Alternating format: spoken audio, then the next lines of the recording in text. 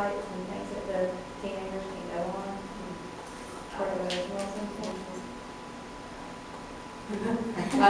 They're easy to find. They're easy to find. Bible Gateway has lots of links to stuff. Blue Letter Bible is a good one for parents. It's a good one for Bible nerds. What is it? Say Bible nerds. Blue Letter Bible, it's like you can click on a verse, you can click on lexicon to see the original languages of the verse, or you can look at links to other verses in the Bible. Textweek.com, it has a lectionary, like some churches do a lectionary, find out scripture for each Sunday. And they have like stuff you can click and you can find hymns, pictures, paintings. I've used that a lot when I was doing the Saints ministry at Tribeca for the senior citizen. We were following the lectionary pattern. Just type Bible verses and you'll get an endless supply. It'll get an endless supply on Google, make sure it's scripturally sound. Sometimes you run into stuff that's not. But it is time, there's so much, because I've done that. It's time consuming, and so it's good to share with each other because we And can. go to Lifeways, like they got tons of, like if your kid's into rock and roll music, they've got music that sounds just like it, and it's more positive. It's worth the Rhapsody account. For Oh, Rhapsody is $4.99. amazing. I They love have it. this- Make sure it's good before you They buy it. have a Christian rock radio station that is more heavy metal than Metallica. And they know what real Christian I didn't music even know. should I didn't sound know it like. existed. I just clicked on it to listen to see what it was, and Elisa came running. What's that, Mom? Oh yeah, they Well, got Christian stuff from rock. like Third Day to like Wild Pairs to like stuff that's Zayo, which sounds a lot like Korn or Marilyn Manson. They got stuff that sounds just like it with positive lyrics and music. And then if they like books, Ted Dekker has some amazing books that are fantasy. They even have graphic novels, which are basically comic books, and they got movies now that you can watch. They're Christian comedians that are just as good. Your stomach will be hurting when you're from laughing at them. There's this guy named Darren Strello that I love, his Bananas videos, or Thou Shalt Laugh. I think they have those two for Patricia Heaton's entire. Can I add something? I came across something the other day. I use video clips for youth all the time. There's a whole website. It's called movieministry.com, and it just helps people who give sermons and talks and stuff like that. And this company is just created to like watch movies and see biblical and spiritual connections, whatever.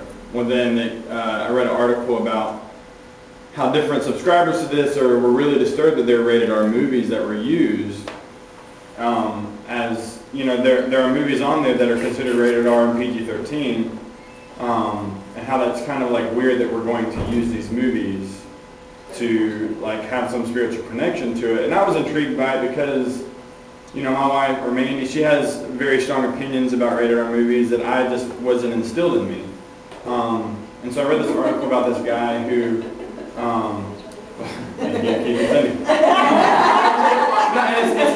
it's not a bad thing. It really isn't. But what the article told me is that there's absolutely nothing in the Bible that tells you not to watch stuff like that. There's absolutely nothing in the Bible that tells you not to listen to certain types of music. But what is important, and what I got out of the article is that what you do with that.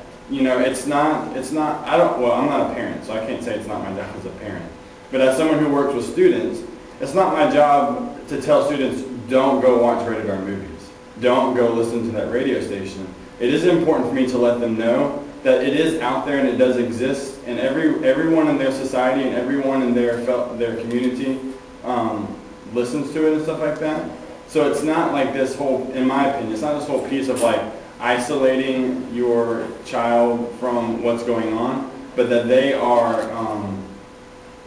know that it's important that, you know, they can choose to go see rated R movie, not because my parents told me not to, because this is what is important to be said, or what is important to be done, or that, you know, that it's not about, like, the Bible doesn't distinctly say, thou shalt not watch rated R movies, but it does say that, you know, to, you know, be of pure mind and pure heart and pure words. Philippians 4. And this is why they choose to not. This is why you should choose to not do that.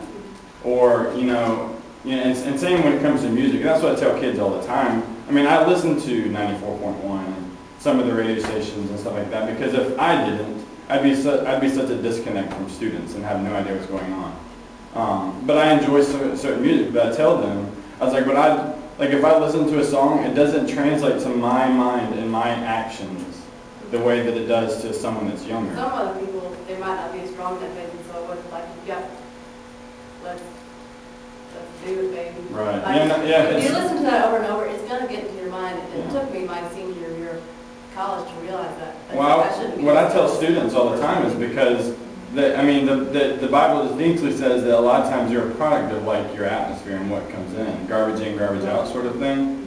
If that's how your system runs, and when it comes to, because some of you guys are youth to middle school, high school age students, that if they, and I guess this is as the family system and people or parents at home and as a church and as growing up are the children here, is that they need to create, not to be completely censored from.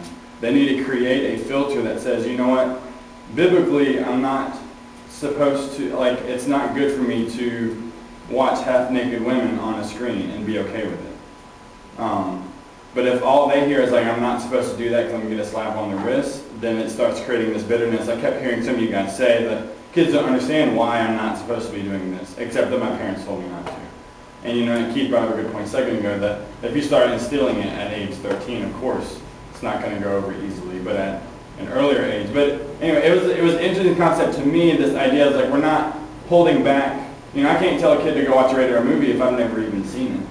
Like I said, there are, in this one website, there are many clips that are great and have great conversation starters spiritually, and they are rated R. Now the other stuff is...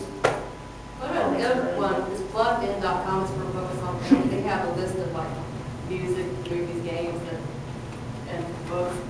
And they'll say what all is wrong with them, what is good about them. And I guess you can discern for yourself whether you let your kids participate. I know one family that they would watch like a PG-13 movie before they let their kids see it to see if they would want their kids to watch it or not. And then they would discuss it. Plug-in helps a lot. If you're Plug-in going to let your is kid go to a movie that you haven't seen, you can read the review about whether you let your kid go see it or not. They're teenagers, they probably will see some, especially at school.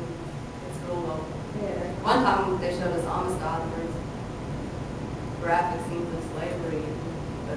But they sent home it was just a clip. They sent home a sign in because it's rated R, so the parents have to sign it. But it's out there, it's not represented. But I know those images, for me personally, they stay in my head for years, probably for the rest of my life. I know that I shouldn't be thinking of those things. And the Lord doesn't approve of it. Why would I bring stuff in my home that says, let's do this? Well, it used to be safe to turn on the television at least until 9 o'clock, but now prime time there's no rules. You can't do it. So it takes a lot of prayer and discernment.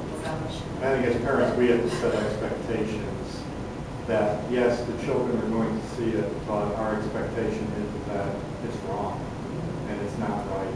And they need to know from us that, yes, the world is that way, but we don't approve of it.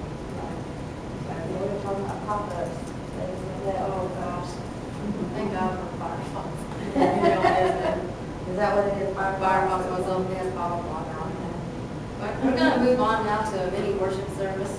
We'll have songs and prayers and confession, and we'll have discussion questions